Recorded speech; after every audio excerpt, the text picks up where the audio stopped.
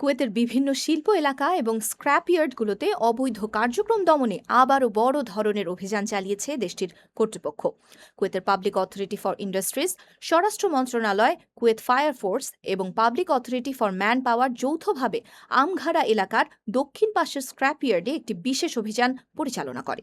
কর্তৃপক্ষ জানিয়েছে, সরকারি জমি দখল, অনুমোদন ছাড়া ব্যবসা পরিচালনা, শ্রম ও আবাসন আইন লঙ্ঘন এবং শিল্প এলাকার অপব্যবহারের অভিযোগে বিভিন্ন স্থানে তল্লাশি চালানো হয়।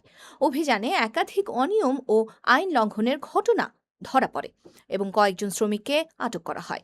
পরে তাদের বিরুদ্ধে আইন অনুযায়ী ব্যবস্থা নেওয়া হয়।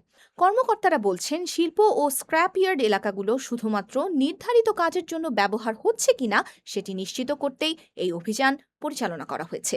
এছাড়া অবৈধভাবে বসবাসকারী ও কাজ করা শ্রমিকদের শনাক্ত করাও ছিল অভিযানের অন্যতম লক্ষ্য। কুয়েত সরকার বলছে, দেশ জুড়ে শিল্প এলাকা ও শ্রমিক আবাসনগুলোতে নজরদারি আরও বাড়ানো হবে এবং ভবিষ্যতেও এ ধরনের অভিযান চলতে থাকবে।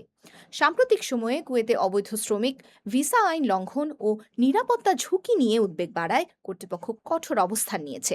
বিশেষ করে গত বছরের মাঙ্গাফ অগ্নিকাণ্ডের পর শ্রমিক আবাসন ও শিল্প এলাকায় নিরাপত্তা এবং আইন প্রয়োগ নিয়ে আরও বেশি তৎপর হয়েছে দেশটির সংশ্লিষ্ট প্রশাসন।